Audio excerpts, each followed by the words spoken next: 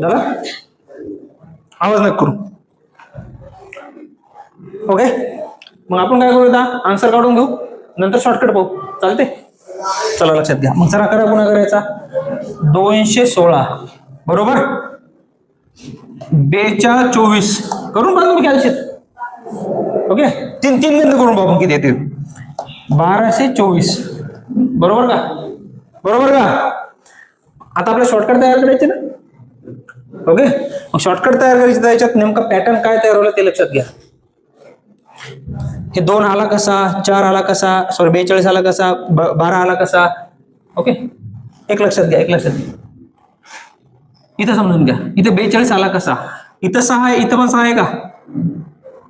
इथं पहिलीची दशक स्थानची संख्या, दशक स्थान समजते, दशक स्थान 10 डिजिट, सेम नंबर आहे, सेम नंबर. इथं पण सेम नंबर आहे, इथं पण सेम नंबर आहे, इथं पण सेम नंबर आहे, इथं पण सेम नंबर आहे. बरोबर?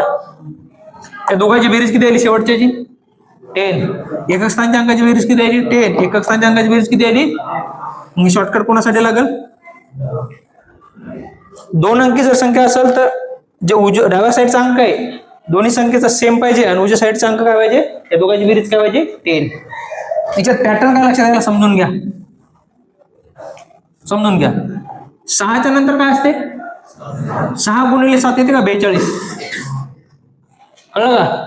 मग हे 42चा विषय संपला. इथं पण पहा, 3च्या नंतर काय असते? 3 चौक. 1च्या नंतर काय असते?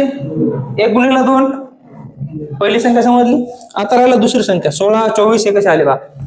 8 दोन्ही 6 चौक 4 सगळं लक्षात आलं. मग सांगा 4च्या नंतर काय असते? 4 पंचे आणि 7 त्रिक करून पण येतं. चालते? हा, 7च्या नंतर काय असते? 7 आठी आणि 8 दोन्ही. कळालं? मग सिमिलरली 6च्या नंतर काय असते? 6 7 या 1चा आणि 9चा गुणाकार किती येते? 9. पण चुकला. 4 अंकी संख्या पाहिजे. किती अंकी संख्या पाहिजे? उत्तरच्यातलं आपल्याला आहे ना, जेवढी मोठी संख्या चालली तेवढी 4 अंकीच होत चालली आहे का? मग इथं काय लिहायचं? 0 9. कारण 9 मी काय लिहू शकतो? 0 9. मग चला सांगा 5च्या नंतर काय असते? 5 30 आणि 3 7. मग चला सांगा 5च्या नंतर काय असते?